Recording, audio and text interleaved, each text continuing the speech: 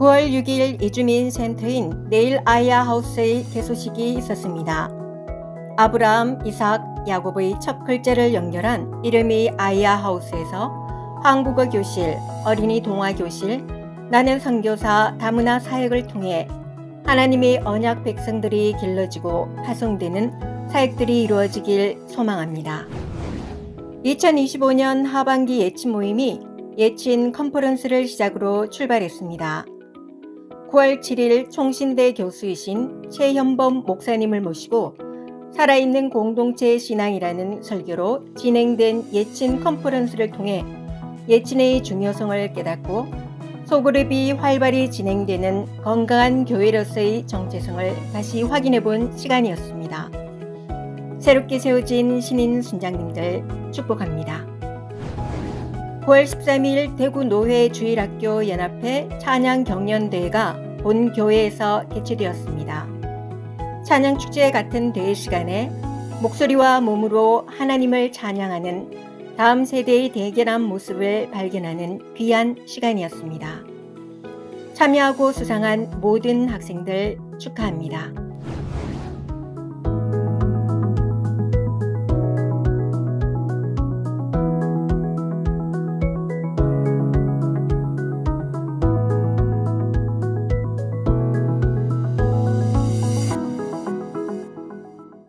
할렐루야. 10월 둘째 주 주일 3부 예배에 나오신 성도님들을 예수님의 이름으로 환영하고 축복합니다. 성도 여러분, 우리가 한 성령으로 같이 호흡하고 있습니다. 믿으십니까?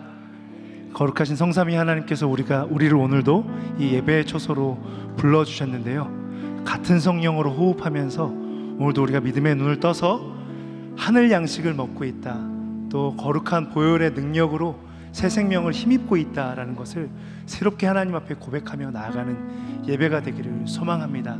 우리가 좀 새 고백 하나님 앞에 올려드릴 텐데요, 생명의 떡, 우리 안에 계신 호흡, 한 성령인 성령 깊이 묵상하며 고백하며 나아가겠습니다.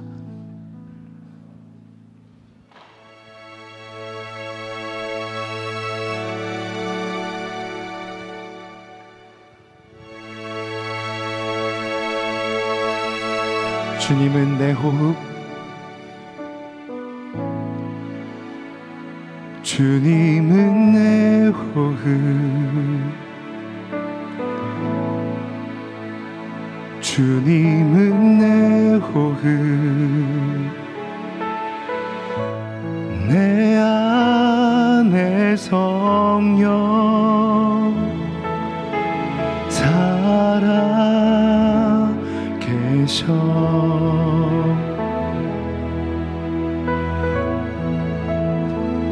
말씀은 내 양식, 말씀은 내 양식, 말씀은 내 양식, 생명의 말씀 나누시네.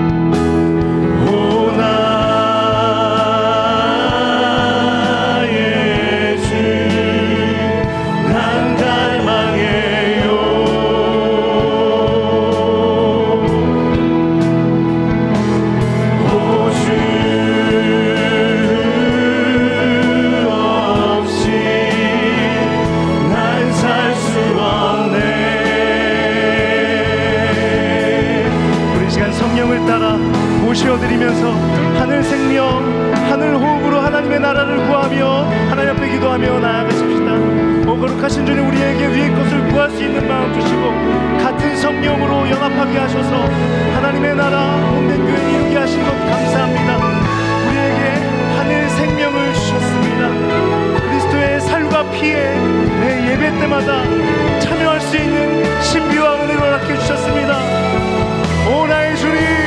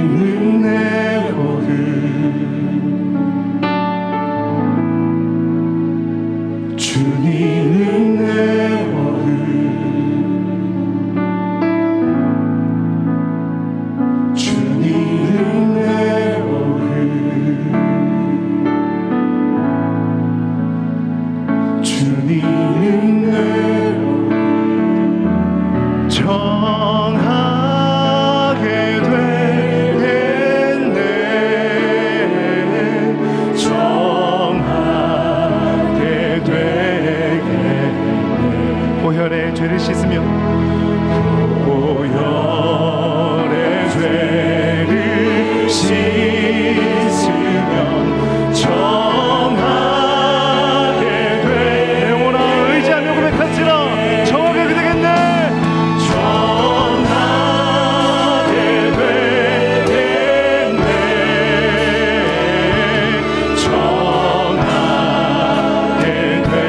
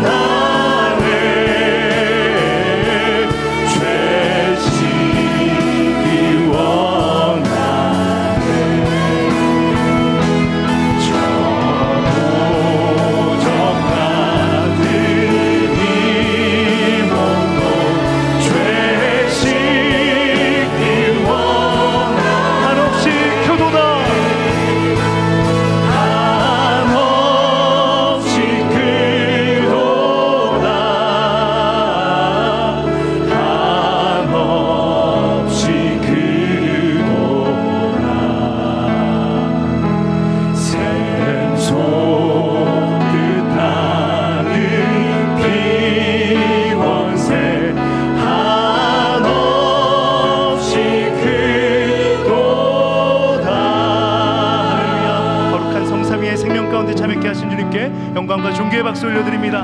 할렐루야. 높으신 주님을 찬양합니다. 이 시간 자리에서 일어나셔서 영광의 송영으로 하나님의 임재 앞에 나아가겠습니다.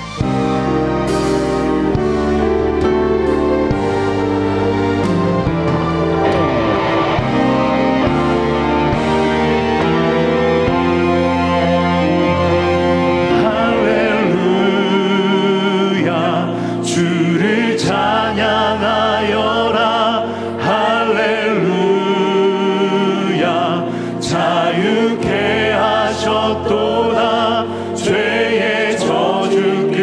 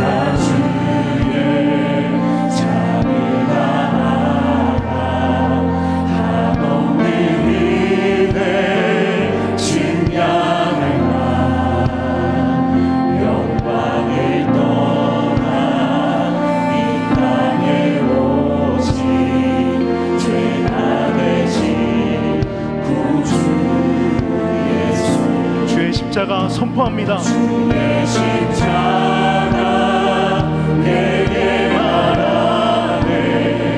영원히 난 용납되네. 아름다우신 왕 나는 주의 것 그리스도 나의 산소만. 할렐루야.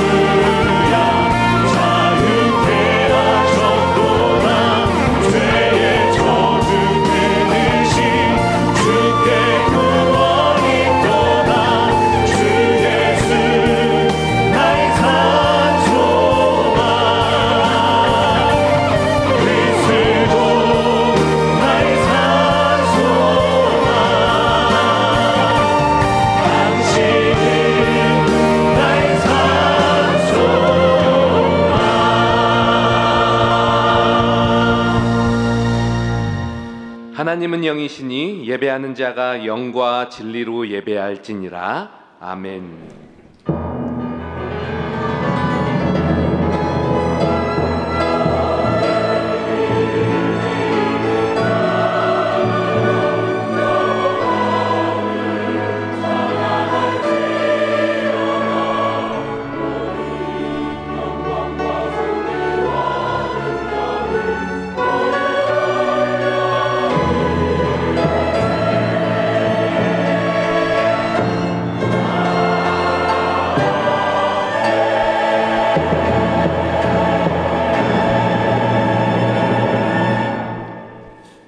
전능하사 천지를 만드신 하나님 아버지를 내가 믿사오며 그 외아들 우리 주 예수 그리스도를 믿사오니 이는 성령으로 잉태하사 동정녀 마리아에게 나시고 본디오 빌라도에게 고난을 받으사 십자가에 못 박혀 죽으시고 장사한 지 사흘 만에 죽은 자 가운데서 다시 살아나시며 하늘에 오르사 전능하신 하나님 우편에 앉아 계시다가 저리로서 산자와 죽은 자를 심판하러 오시리라. 성령을 믿사오며 거룩한 공회와 성도가 서로 교통하는 것과 죄를 사하여 주시는 것과 몸이 다시 사는 것과 영원히 사는 것을 믿사옵나이다. 아멘. 여호와께서 다스리시나니 땅은 즐거워하며 허다한 섬은 기뻐할지어다. 구름과 흑암이 그를 둘렀고 의와 공평이 그의 보좌의 기초로다. 불이 그의 앞에서 나와 사방의 대적들을 불사르시는도다. 그의 번개가 세계를 비추니 땅이 보고 떨었도다. 산들이 여호와의 앞 곧 온 땅의 주 앞에서 밀랍같이 녹았도다. 하늘이 그의 의를 선포하니 모든 백성이 그의 영광을 보았도다. 조각한 신상을 섬기며 허무한 것으로 자랑하는 자는 다 수치를 당할 것이라. 너희 신들아 여호와께 경배할지어다. 여호와여, 시온이 주의 심판을 듣고 기뻐하며 유다의 딸들이 즐거워하였나이다. 여호와여, 주는 온 땅 위에 지존하시고 모든 신들보다 위에 계시니이다. 여호와를 사랑하는 너희여, 악을 미워하라. 그가 그의 성도의 영혼을 보존하사 악인의 손에서 건지시느니라. 의인을 위하여 빛을 뿌리고 마음이 정직한 자를 위하여 기쁨을 뿌리시는도다. 의인이여, 너희는 여호와로 말미암아 기뻐하며 그의 거룩한 이름에 감사할지어다. 아멘.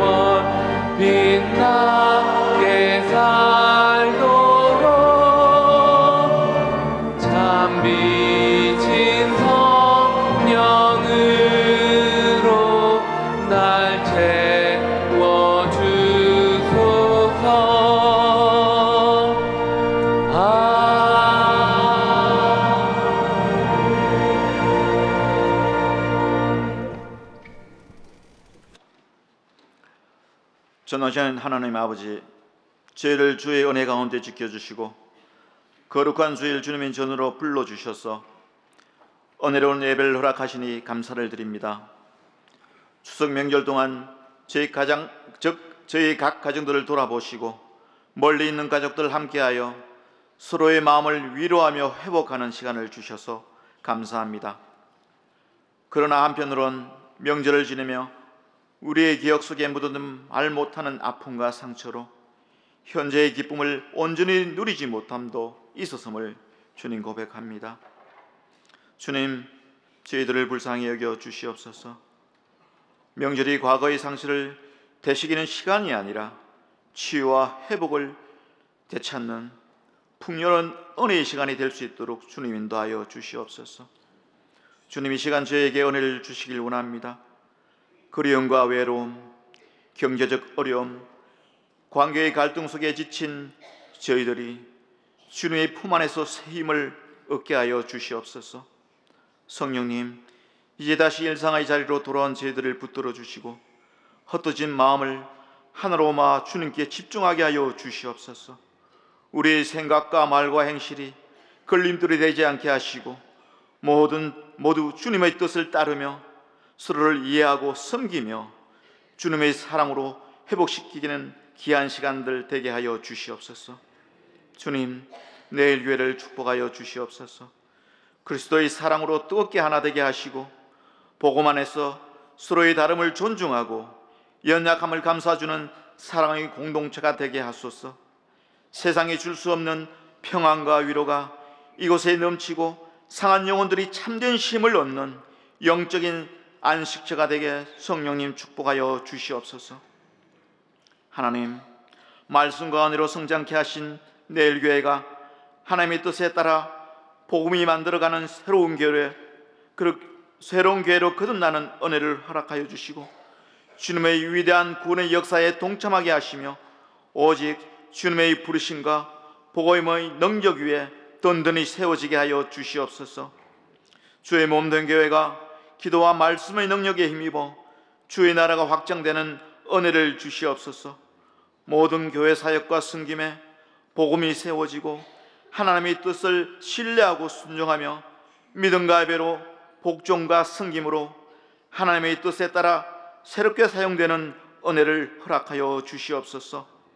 기도와 찬양에 끊이지 않는 경건의 공동체로 날마다 새롭게 하여 주시옵소서. 주님이 주신 사랑으로 낮은 자리에서 섬기며 지역과 세계 열방을 가슴에 품게 하시고 섬기는 자리마다 주님의 영광이 나타나게 하여 주시옵소서.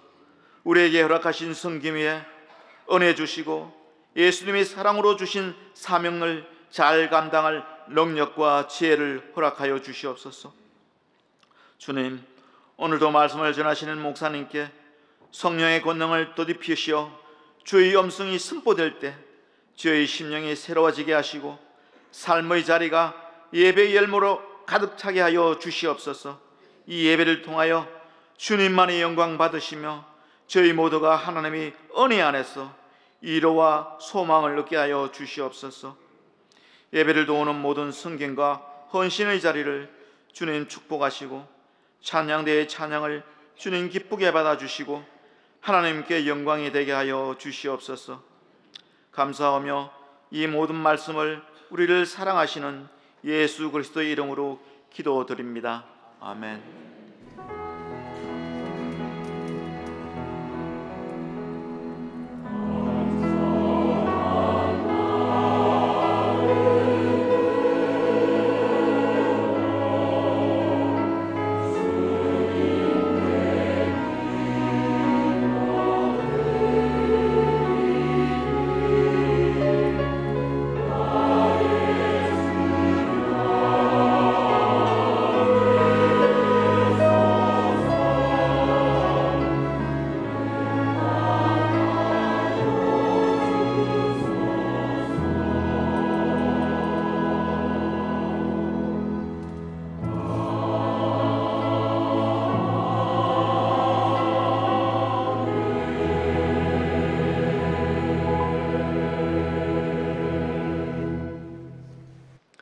주일 광고입니다. 장로, 장립집사, 권사, 피택자 교육 첫 번째 시간이 오후 4시 비전 601에서 있습니다. 미디어 영상학교 수강생을 22일 수요일까지 모집합니다. 제3회 영상 콘테스트를 개최합니다. 주보를 참고하여 영상을 제작하신 후 11월 9일 주일까지 제출해 주시기 바랍니다. 주중 광고입니다. 대구노회 108회 정기회가 13일 월요일 대예배실에서 진행됩니다. 당일 오후 2시에는 구자훈 강도사님의 목사 안수식이 있을 예정입니다. 청년 2부 가을 수련회가 17일 금요일부터 18일 토요일까지 평산 아카데미에서 있습니다. 자녀와 함께 기도하는 다음 세대 불시 기도회가 17일 금요일에 있습니다. 믿음교구 수련회 교제의 시간이 18일 토요일 문경 세제에서 진행됩니다. 출발 시간이 오전 9시로 변경되었으며 자세한 사항은 내일 소식방을 통해 전달할 예정입니다. 예고 광고입니다. 행복으로의 초대 VIP 작정이 19일 주일에 있습니다. 소망교구 연합 예치인 산책이 19일 주일에 있습니다. 내일 365 기도회가 23일 목요일 오전 10시에 진행됩니다. 후반기 특별 새벽 기도회가 11월 3일 월요일부터 14일 금요일까지 복음, 세상을 살리는 하나님의 능력이라는 주제로 대예배실에서 진행됩니다. 교회 공사 안내입니다. 비전 301 환경 개선 공사가 14일 화요일부터 11월 8일 토요일까지 진행됩니다. 교우 소식입니다. 장례를 당한 가정과 결혼을 앞둔 가정이 있습니다. 함께 기도해 주시기 바랍니다. 담임 목사 및 교육자 동정을 참고하시고 함께 기도해 주시기 바랍니다. 오늘 우리에게 주시는 하나님의 말씀은 고린도전서 10장 23절에서 11장 1절입니다. 신약성경 274면 고린도전서 10장 23절에서 11장 1절 말씀 중 31절부터 33절 말씀을 봉독하겠습니다. 그런즉 너희가 먹든지 마시든지 무엇을 하든지 다 하나님의 영광을 위하여 하라.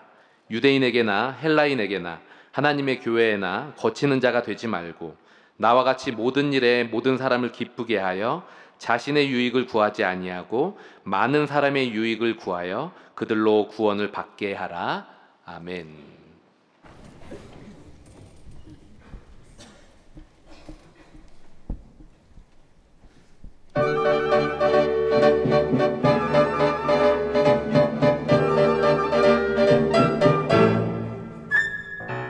이 세상의 모든 죄를 밝히시는 주의 보혈 성자 예수 그리스도의 찬송하고 찬송하세.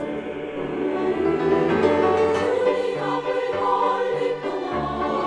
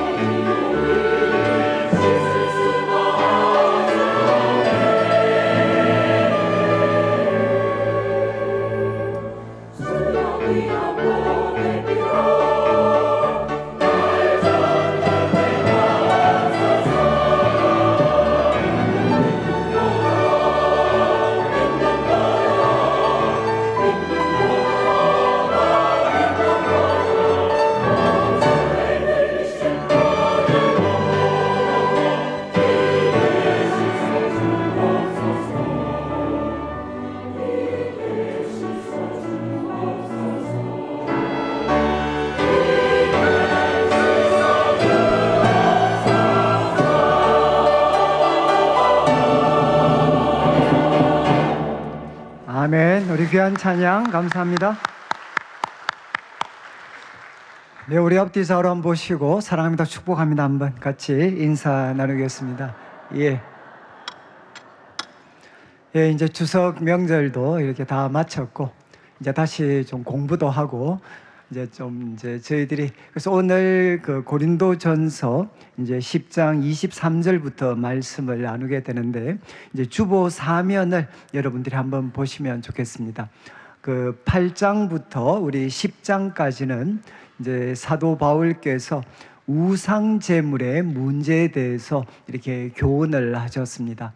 그래서 오늘이 마지막 시간입니다. 마지막 시간. 그래서 그동안 내용을 여러분들이 잠시 한번 보시면 이제 시작을 하면서는 이제 지식은 사람을 교만하게 하고 사랑은 이제 덕을 세운다.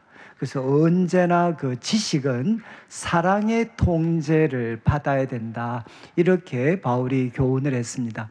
그리고 9장에는 이제 이 원칙을 이제 바울 자신에게 적용을 시켜가지고 이제 바울은 사도로서 많은 그 특권을 누릴 수 있는 자격이 있었습니다. 근데 바울은 어떻게 했느냐?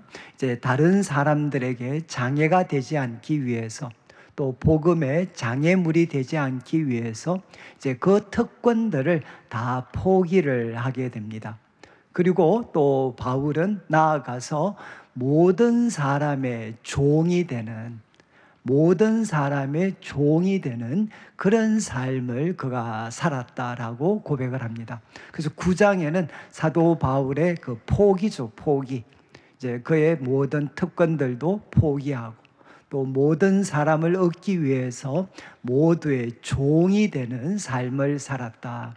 그리고 이제 10장에 와서는 이제 10장 앞부분에는 이제 바울 사도께서 왜 자기가 자기 자신을 쳐서 복종시키는 삶을 살아야 되는가? 그것은 성경의 교훈 때문이다. 특별히 출애굽 1세대의 경험, 그러니까 출애굽이라는 놀라운 구원, 그리고 홍해 바다를 건너는 소위 세례를 받고 또 신령한 음식과 신령한 물을 다 마셨지만 다수는 어떻게 됐느냐? 바로 광야에서 하나님의 기쁨이 되지 못하고 멸망을 당하게 됩니다.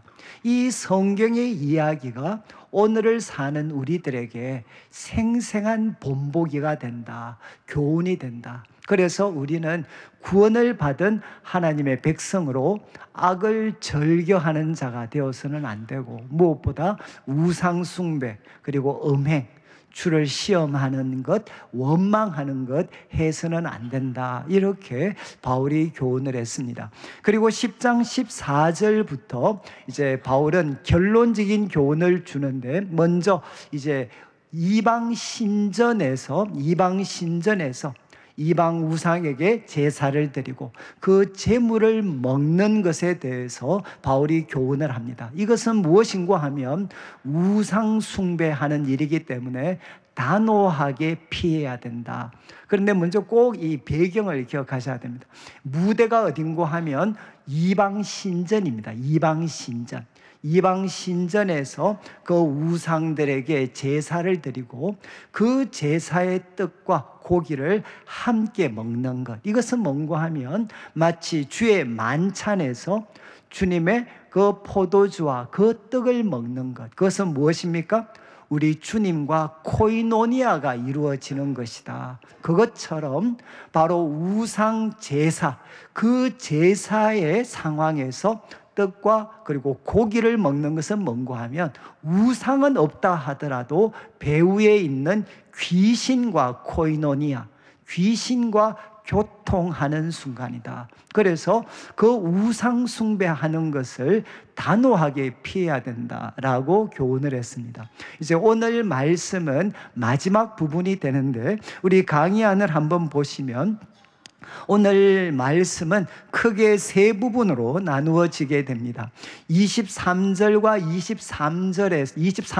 4절에서는 바울은 한 번 더 이제 행동의 원칙, 우리가 우상 제물을 먹는가 먹지 않는가 이 행동에 있어서 꼭 기억해야 될 원칙에 대해서 먼저 이야기를 하고, 그리고 25절부터 30절까지는 이제 배경, 무대가 어디로 옮겨지느냐, 시장으로 옮겨집니다. 시장으로 옮겨지고 가정집으로 옮겨집니다. 시장에서 우상 제물을 먹을 수도 있고, 그리고 또 가정에서 다른 분들의 초대를 받았을 때 이 우상 제물을 먹는 문제가 부딪힐 텐데 그때 어떤 행동을 해야 되는가 하는 것을 25절부터 30절까지 교훈을 합니다. 그리고 마지막 31절부터 11절까지는 이제 전체의 결론입니다. 우상 제물을 먹는 것과 관련된 문제에서 우리 그리스도인들은 어떻게 살아야 하는가 하는 것을 4가지로 교훈을 하면서 이 교훈을 마무리를 하게 됩니다. 자, 그러면 23절을 한번 보시면 좋겠는데, 바울은 이 단락을 이런 표현으로 시작을 합니다. 모든 것이 가하다. 이거는 모든 것이 이제 합법적이다. 합법적. 이제 지금 지금 우상 제물과 관련된 문제라면 고린도 교인들 중에 특별히 지식 있는 성도들이 우상은 아무것도 아니야. 그리고 아무것도 아닌 우상에게 드려진 제물도 아무것도 아니야. 그래서 그들이 가지고 있는 지식을 비추어 봤을 때 우상 제물을 먹든 안 먹든 이거는 다 가하다. 이건 합법적이다. 합법적. 이것은 이제 고린도 교인들 중에 지식 있는 사람들의 주장입니다. 주장. 그런데 이 주장에 대해서 바울은 무엇이라고 반박을 하느냐? 모든 것이 유익한 것은 아니다. 모든 것 우리가 다 합법적으로 할 수 있는데, 그렇지만 모든 것이 남에게 선한 영향력을 끼치는 유익한 것은 아니다. 또 바울이 이야기합니다. 모든 것이 가하나, 이제 후반부 또 이렇게 이야기합니다. 모든 것이 덕을 세우는 것은 아니다. 이것은 가정집을 세우는 것에서 나온 단어입니다. 가정을 잘 세우는 것처럼 이제 주님의 몸된 교회를 잘 세우는 것. 여러분, 우리 성도들의 행동은 여러분 자기 지식이라든가 이것에서 비롯된 이건 할 수 있어. 가한 행동을 하는 것이 그리스도인의 삶이 아니라 그것보다 더 넘어서 여러분 바로 다른 사람에게 유익하고 다른 사람에게 덕을 세우는 행동을 하는 것, 이것이 바로 그리스도인의 삶이다라고 바울은 이야기를 합니다. 그러니까 첫 번째 기억해야 될 원칙은 우리 그리스도인은 어떤 행동을 해야 되나? 가한 행동을 하는 게 아니고 다른 사람에게 유익과 다른 사람에게 덕을 세우는 행동을 해야 된다. 이렇게 바울은 먼저 이야기했습니다. 그런데 이 표현이 우리 고린도전서 6장에도 이미 한번 등장을 했는데 6장 12절 한번 보시죠. 이것은 5장과 6장은 이렇게 음행과 관련된 문제를 바울이 다루고 있습니다. 그래서 음행과 관련된 문제를 다룰 때 마지막 부분에서 바울은 이 표현을 또 사용합니다. 모든 것이 내게 가하나 다 유익한 것은 아니야. 그리고 모든 것이 내게 가하지만 내가 무엇이든지 얽매이지 아니하리라. 여러분, 모든 것 다 가능하지만 바울은 한 번 더 이야기하죠. 우리 그리스도인의 행동의 원칙은 남을 유익하게 하는 거다. 그리고 죄에 얽매이지 않는 거다라고 바울은 이야기를 했습니다. 그래서 먼저 우리 그리스도인의 삶은 자기 자신, 정말 우리 그리스도인의 삶은 바로 남에게 유익이 되고 남의 덕을 세우는 행동이 되어야 된다. 그런 다음 24절을 보시죠. 24절, 누구든지 자기의 유익을 구하지 말고 남의 유익을 구해라. 여기에 이제 원래 원문은 어떻게 되는가 하면 누구든지 자기의 것을 구하지 말고 남의 것을 구해라. 원래 이제 원문에는 이렇게 되어 있습니다. 그런데 앞에 유익이라는 단어가 23절에 나왔기 때문에 우리가 이해를 돕기 위해서 이렇게 표현을 했습니다. 그렇지만 원래 원문은 자기의 것을 구하지 마라. 우리는 남의 것을 먼저 구해야 된다. 우리가 행동할 때마다 자신의 입장, 자기가 하고 싶은 것이 아니라 남의 것을 먼저 구하는 삶이 되어야 된다. 바울은 이제 두 가지 원칙을 먼저 표현을 했습니다. 이제 우리들의 행동은 가한 것을 넘어서 다른 사람에게 유익이 되고 다른 사람에게 덕을 세우는 것이 되어야 된다. 그리고 두 번째 이야기를 했습니다. 자신의 것을 구하지 말고 남의 것을 먼저 구해라. 남의 유익을 구해라. 이렇게 도전을 했습니다. 이런 다음 이제 25절부터 이 원칙을 구체적인 상황에 적용을 합니다. 여러분, 여기에 왜 갑자기 우상제물하고 시장 그리고 가정집에 초대받는 것하고 무슨 연관성이 있겠습니까? 아마 우리 어릴 때도, 지금 이제 그 추석 명절인데, 과거에 우리 추석 명절 때만 사실은 우리가 고기도 먹을 수 있고 참 잘 먹을 수 있었습니다. 여러분, 저희들도 최근에 참 명절이 되어야만, 또 우리 같으면 제사 같은 것들이 있을 때만 우리는 고기를 접할 수 있었습니다. 그러니 2000년 전이면 상황이 더 열악했겠죠. 그러니까 시장에서 유통되는 고기는 다 어디에서 나오는 고기였느냐? 우상신전에서 우상에게 드려진 그 제물, 그 제물들이 뒤로 시장으로 흘러 들어오게 됩니다.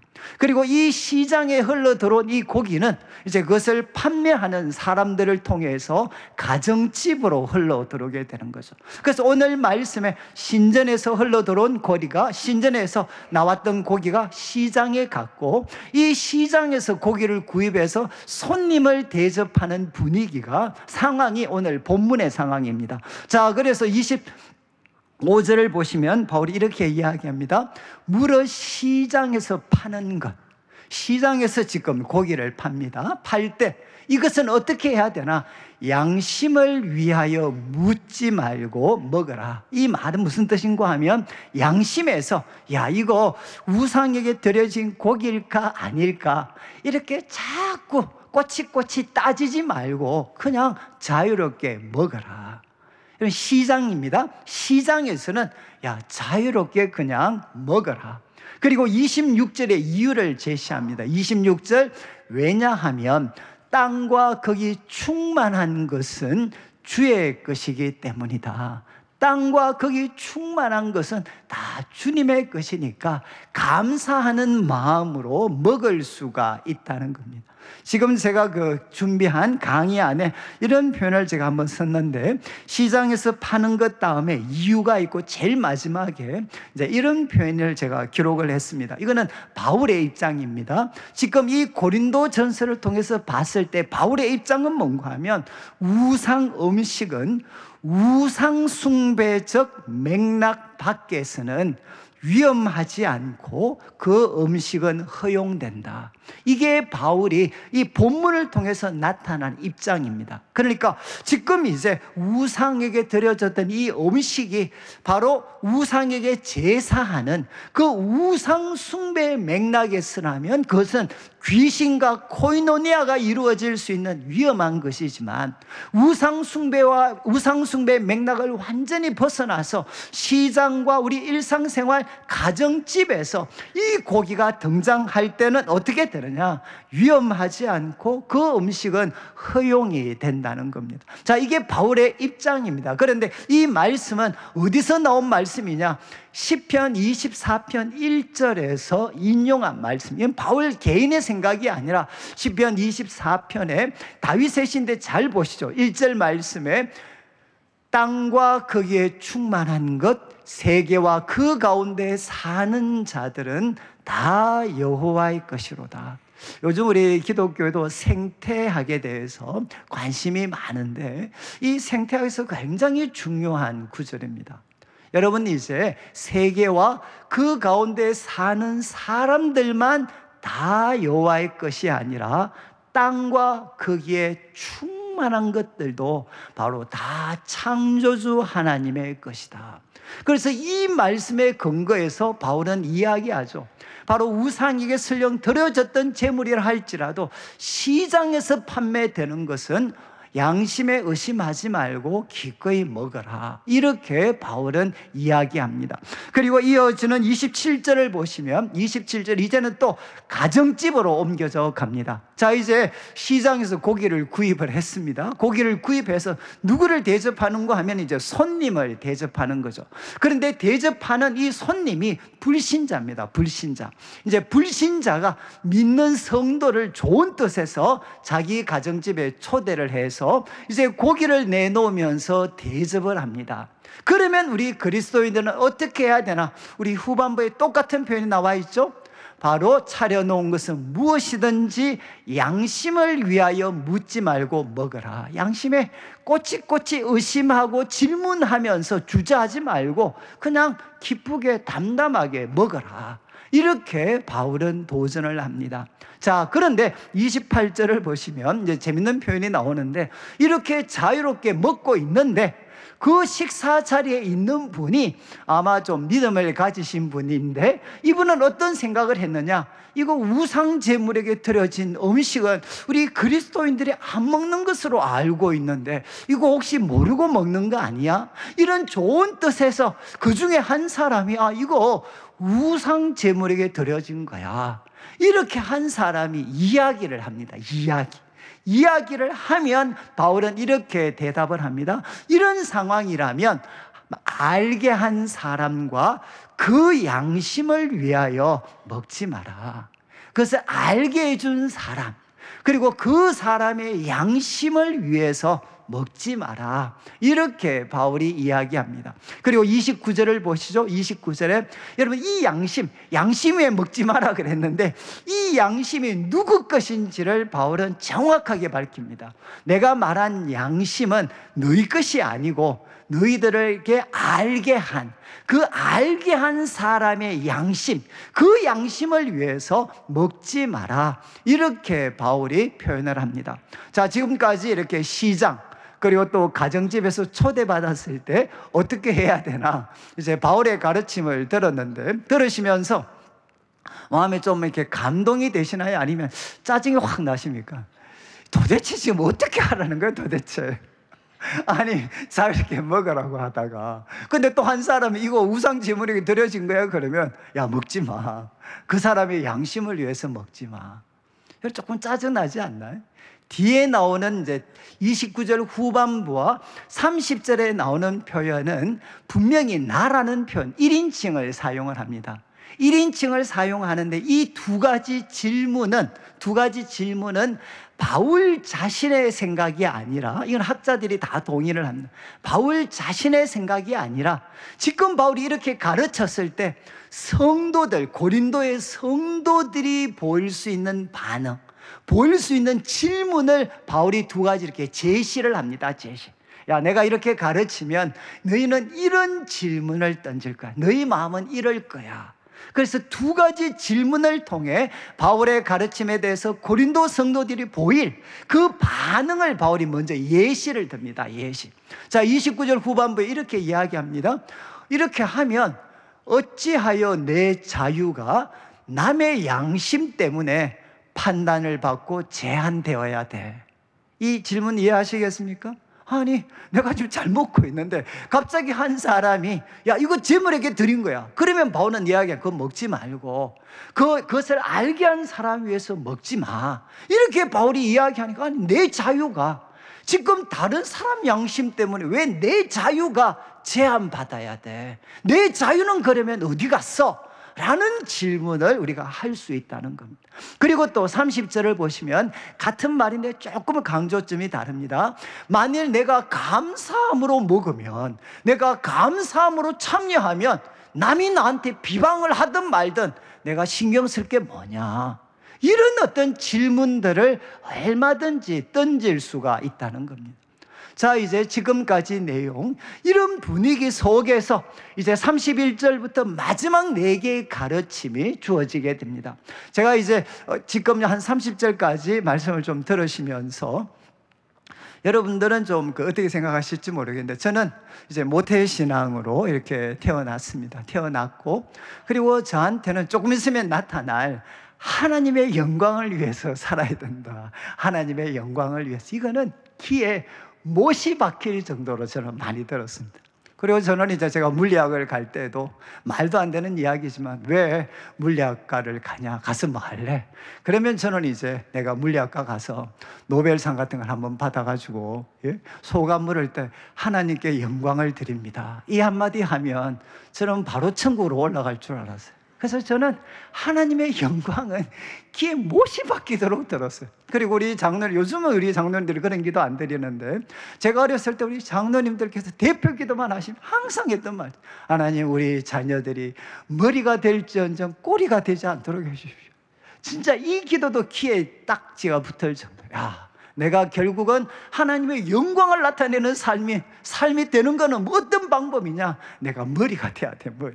머리가 되면 내가 하나님께 영광이 되는 삶일 거다. 저는 그래서 참 이렇게 그런 어떤 뜻에서 정말 열심히 저도 공부를 하고 이렇게 했어요. 그런데 저는 제가 그런 가운데서, 여러분, 만약에 우리가 머리가 되면 그 사람이 다른 사람 신경을 쓰겠습니까? 아니면 다른 사람이 그 사람을 위해 신경을 써야 되겠습니까? 어떻습니까? 저는 이제 이런 제 나름의 논리죠. 내가 정말 열심히 공부해서 머리가 되어서 하나님께 영광이 되면 그런 나를 세상은 떠받들어야 된다고 생각을 했어요. 그래서 우리 할머님께서 제가 공부할 때는 저한테 아무것도 안 시켰었어요. 아래 끝들 동생들한테는 일을 시켰지만 저한테는 아무 일도 안 시켰어요. 저는 오직 그냥 공부하고. 그리고 나중에는 제가 또 대학교 가서 기숙사 갔을 때도 우리 아버님이 어떠신가 싶어서 기숙사 왔는데 제가 얼마나 지저분하게 썼겠습니까? 그래서 우리 아버님께서 그때 보다 못해가지고 서울에서 대구에서 올라오셔가지고 그 청소를 다 하셨어요. 청소하실 때 나는 그 옆에서 뭐 했나? 기타 치고 있었어요. 그러니까 저는 그 정도로 개념이 없는 인간이었어요. 그냥 정말 머리가 되면 하나님께 영광이 되고, 그리고 그 영광된 자리에 올라갔을 때 사람들이 나를 다 떠받들어 주는 그 삶이 그리스도인으로서 내가 가장 성공했을 때 삶의 모습이라고 저는 생각을 했습니다. 그런데 제 삶에 가장 큰 충격과 결정타를 준 게 바로 이 말씀이었어요. 여러분, 우리 그리스도인은 어떻게 살아야 되나? 머리가 되는 그 삶뿐만 아니라 바로 자기의 유익이 아니라 남의 유익을 구해야 된다. 그리고 자기 입장이 아니라 다른 사람의 덕을 세우는 그런 말과 행동을 해야 된다. 저는 이것이 정말 충격이었습니다. 그때부터 참 죄송한 말씀인데 제 인생은 꼬이기 시작을 했어요. 나는 이제 어떻게 살아야 되는가?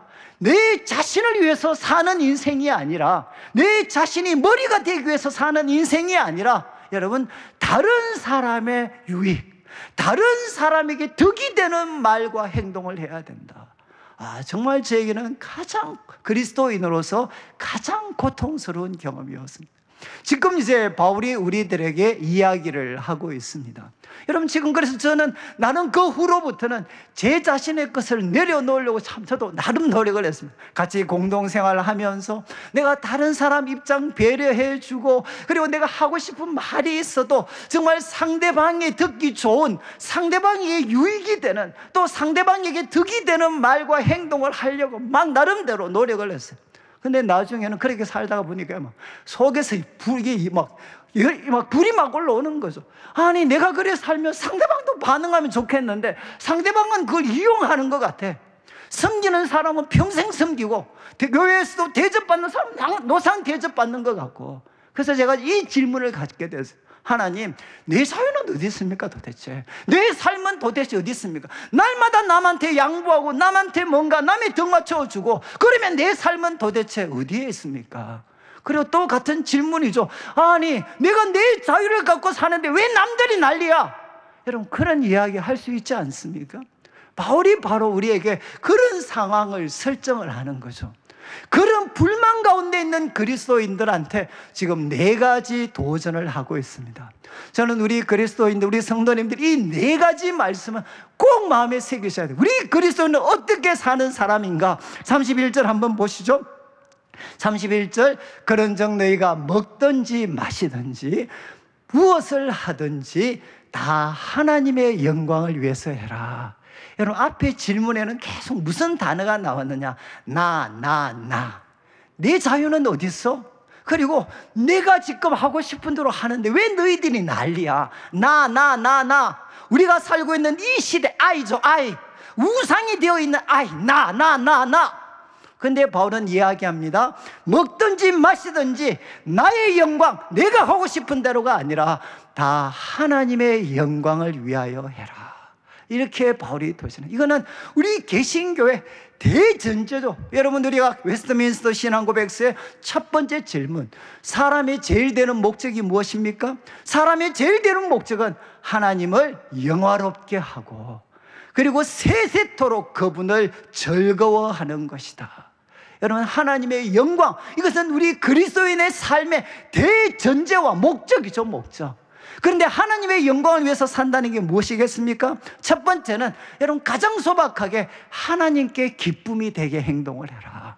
여러분, 먼저는 하나님께 기쁨이 되는, 내가 지금 먹고 마셔야 되는 것, 내 자유가 중요하고 다른 사람 입장도 그것보다 더 우선적인 것은 하나님께 기쁨이 되는 행동을 해라. 그리고 두 번째, 성경에서 영광은 나타난 임재입니다. 나타난. 여러분, 하나님의 영광이 나타났다는 것은 무엇이죠? 홍해가 갈라지는 걸 통해서 하나님의 영광, 그분이 누구신지 우리가 볼 수 있는 모습으로 나타나는 게 영광입니다. 그러면 하나님의 영광을 위해 살아가는 것은 무엇이냐? 우리의 행동을 통해 하나님을 나타내라는 겁니다. 눈에 보이지 않는 하나님을 이 세상 가운데 우리가 먹고 마시고 말하고 행동하는 걸 통해 하나님을 나타내. 그리고 세 번째 담겨진 뜻은 무엇이냐? 그래서 같이 하나님을 높일 수 있도록, 너만 하나님을 높이는 게 아니라 다른 사람들도 같이 이 하나님을 높일 수 있도록 하는 것, 이게 하나님의 영광을 위해서 하는 겁니다. 바울은 첫 번째 도전했습니다. 왜 우리가 이렇게 살아야 되겠습니까? 그것은 그리스도인의 삶의 목적은 무엇이냐? 먹든지 마시든지 무엇을 하든지 하나님께 기쁨이 되고 이 세상 가운데 하나님을 나타내고, 그래서 함께 하나님을 영화롭게 하는 이 일이 일어나는 것, 이게 우리 그리스도인의 행동의 목적이라는 겁니다. 그리고 이어지는 32절을 보시오. 두 번째는 유대인에게나 헬라인에게나 하나님의 교회 거치는 자가 되지 마라. 거치는 자는 무엇입니까? 걸림돌입니다. 걸림돌. 여러분, 유대인, 헬라인, 하나님의 교회에 거치는 자가 되지 마라. 걸림돌이 되지 마라. 여기 재밌는 것은, 여러분, 하나님의 교회는 알겠죠? 하나님의 교회, 이것은 성도들입니다. 너희들의 말과 행동이 성도들에게 바로 걸림돌이 되지 마라. 자, 그러면 앞에 나오는 유대인과 헬라인은 누구겠습니까? 이 사람은 성도들일까요? 아니면 불신자들일까요? 앞에 나오는 유대인과 헬라인은 여러분 불신자들입니다. 그들은 유대인으로 태어나지만 아직 예수님을 인격적으로 모시지 못했어요. 그리고 헬라인, 지식을 숭상하는 그 어떤 헬라인, 그러나 아직 예수님을 모시지 못한 사람입니다.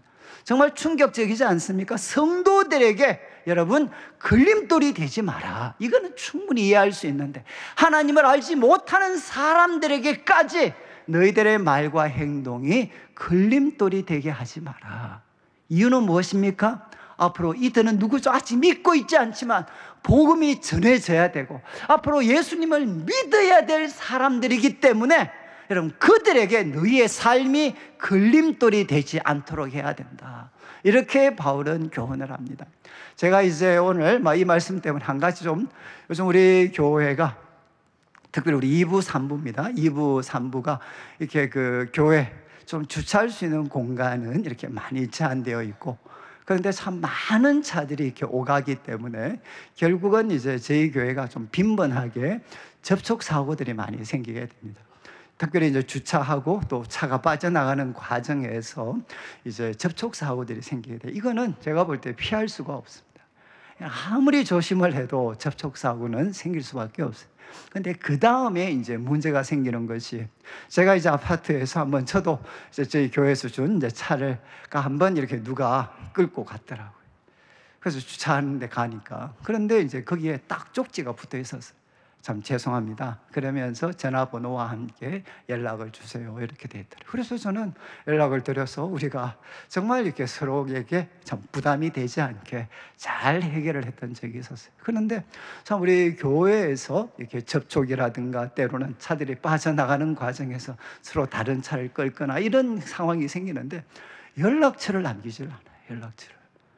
그래서 참 죄송한 말씀인데 교회에 뭐 부탁이 들어와요. 목사님, 혹시 CCTV를 좀 볼 수 있습니까? 근데 여러분 또 CCTV로 한번 같이 본 적도 있고, 또 한 번씩은 우리 산 쪽이기 때문에 CCTV가 있을 수 없는 곳들이 많습니다. 그러면 참 서로가 너무 곤란해지는 적들이 많아요. 혹시 여러분들의 차가 끌켰는데 상대방이 아무런 연락처도 남기지 않고 이렇게 가셨습니다. 근데 여러분들 오늘 설교 듣는데 제가 기독교는 사랑이고 진실이고 막 이렇게 이야기하면 여러분 속으로 무슨 생각하겠습니까? 웃기는 소리 하고 있네 지금. 성도들이나 잘 관리하지. 예?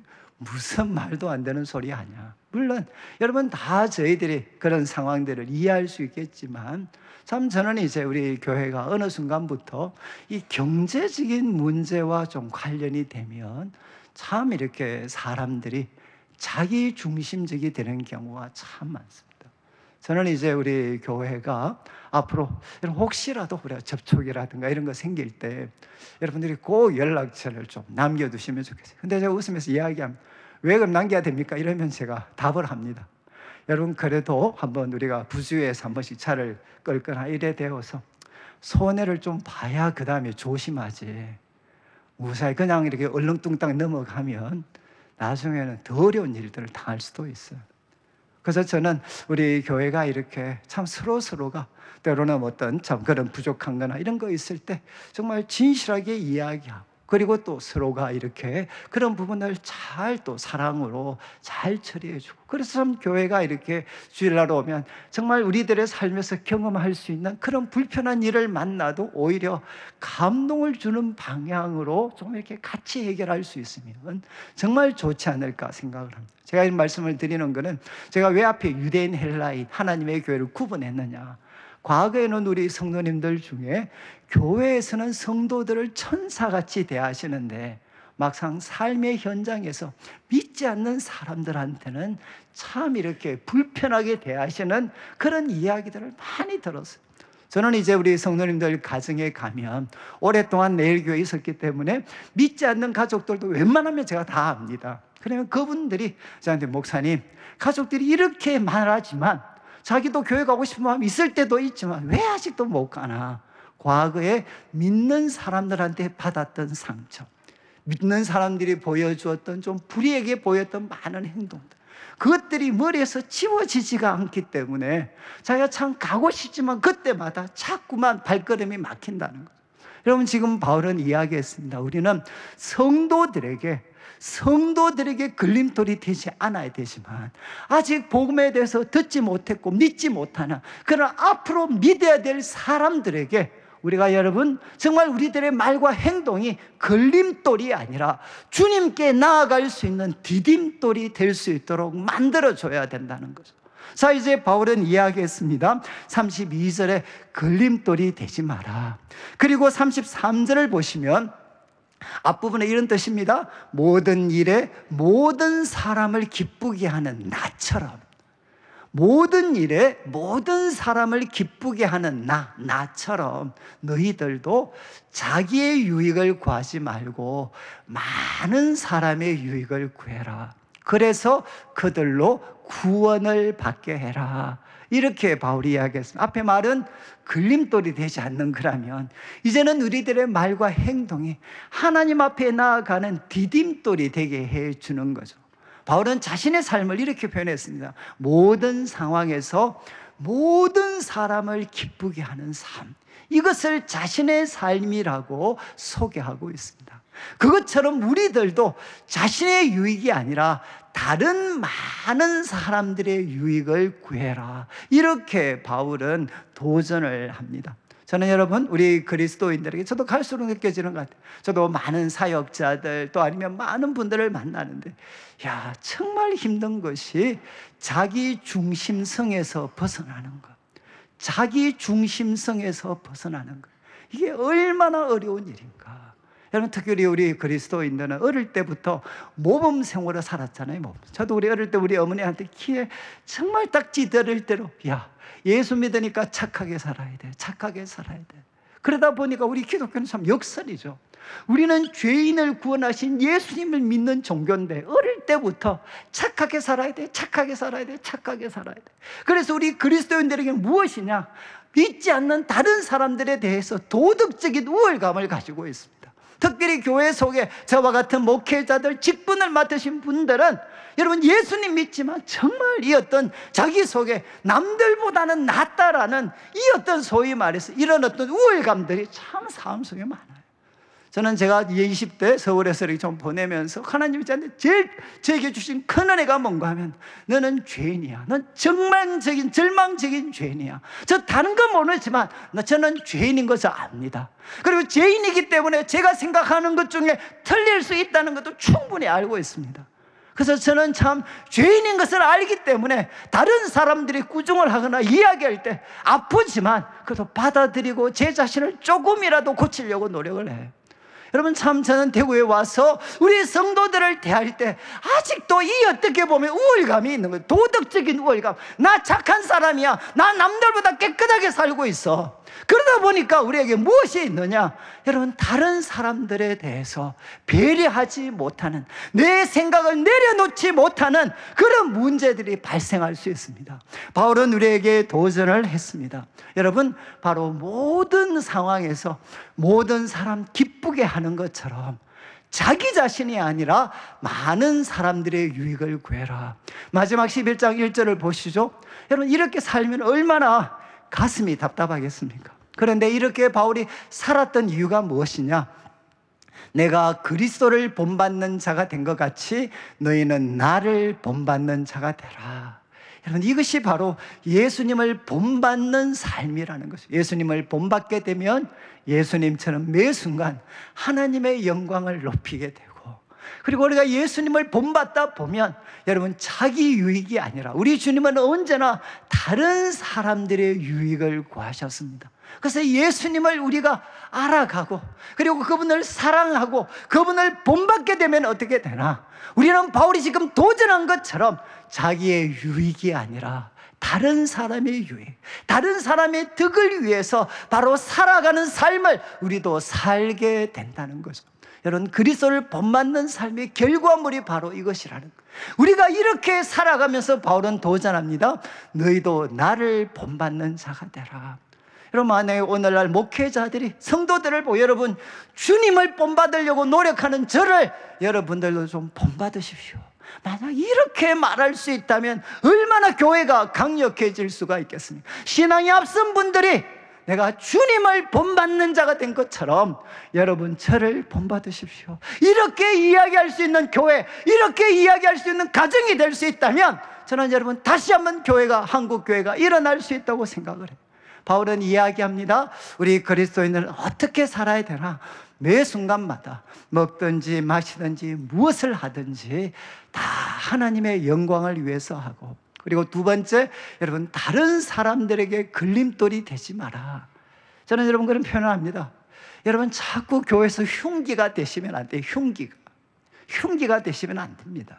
여러분, 걸림돌이 되지 말고 다른 사람들을 바로 하나님께로 인도할 수 있는 디딤돌과 같은 삶, 다른 사람의 유익을 먼저 구하는 삶, 그리고 예수님을 본받으면서 이 길을 기쁘게 걸어가는 우리 성도들 되시기를 주님의 이름으로 축원합니다. 우리 같이 한번 찬양을 드리겠는데, 우리 찬송가 213장 나의 생명 드리니, 참 오랜만에 이 찬송을 불러보는데 오늘 말씀 기억하면서 1절은 나의 생명 드리니, 그리고 2절은 손과 발을 드리니, 3절은 나의 음성 드리니, 그리고 4절은 나의 보화를 드리고, 그리고 5절은 나의 시간을 드립니다. 하나님, 제 모든 것을 드립니다.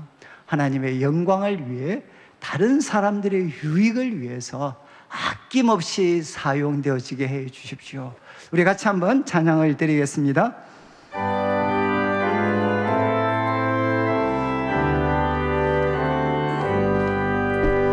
나의 생명 드리니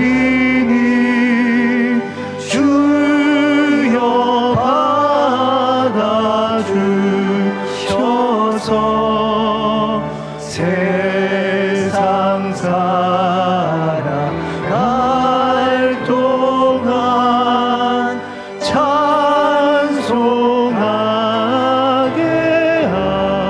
하소서. 손과 발을 드리니 주여 받아주셔서 주의 일을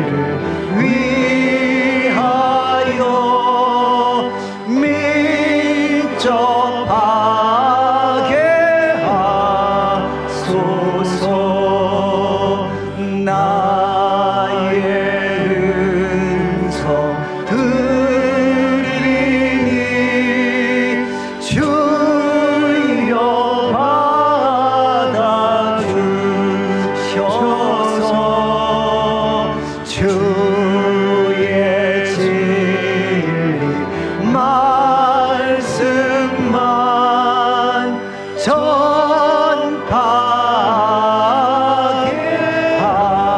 하소서. 나의 보화 드리니 주여 받아주셔서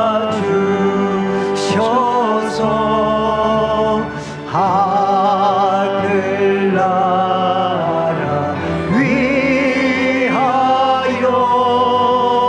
전배대로 쓰소서. 나의 시간 드리니 주여 받아주셔서 평생도록 저 위에 봉사하게 하소서. 아멘. 네, 우리 다 같이 한번 일어나셔서 짧게 한번 기도할 때, 하나님, 또 한 주간 살아갑니다. 먹든지 마시든지 하나님의 영광을 위해서 하고, 제 말과 행동이 다른 사람에게 그침돌이 되지 않고 걸림돌이 되지 않고 하나님 앞에 나아가는 디딤돌이 되는, 남의 유익과 덕을 세우는 말과 행동이 되게 해 주십시오. 제가 주님을 본받는 자가 되기를 원합니다. 그리고 우리 자녀들, 우리 다음 세대도 주님을 본받는 우리를 본받는 자들 되게 도와주시옵소서. 우리 말씀 기억하면서 함께 한번 기도드리겠습니다. 하나님 아버지, 하나님 아버지 감사합니다.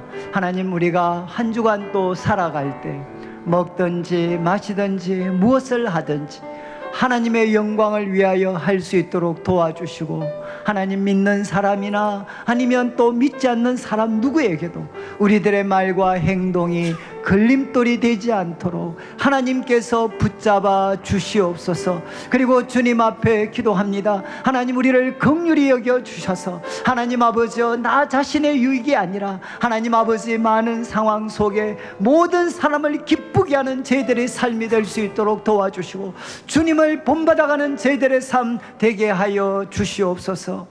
하나님 아버지 감사합니다. 오늘도 사랑하는 성도님들, 주님 앞에 귀한 예물을 드립니다. 이 물질 속에 담겨져 있는 우리 성도님들의 눈물과 기도와 땀, 믿음과 사랑의 고백을 연락하시고 먼저 주의 나라와 의를 구하는 주의 백성들에게 약속하신 대로 모든 것을 더하여 주시옵소서. 하나님, 이 한 주간 살아갈 때 먹든지 마시든지 무엇을 하든지 다 하나님의 영광을 위하여 할 수 있도록 도와주시고 나 자신의 유익과 득이 아니라 많은 사람의 유익과 득을 위하여 살아갈 수 있도록 해주시며 이 한 주간 동안에도 예수님을 만나고 예수님을 사랑하고 예수님께 배우고 예수님께 본받는 삶 되게 하여 주셔서 하나님, 저희들이 하나님 사랑하고 내 이웃을 내 몸과 같이 사랑하여 내 안에 그리고 또 내 주위에 우리 가정에 하나님의 나라가 임하게 하여 주옵소서. 예수님의 이름으로 기도드립니다. 아멘. 지금 우리 주 예수 그리스도의 크신 은혜와 하나님 아버지의 극진하신 사랑과 성령 하나님의 감화 감동 위로하시고 교통하심이 먹든지 마시든지 무엇을 하든지 하나님의 영광, 다른 사람들의 유익을 위하여 일하여서 하나님께 기쁨이 되는 삶 살기를 다짐하는 모든 주의 백성들 위해 지금부터 영원토록 함께 있을지어다. 아멘.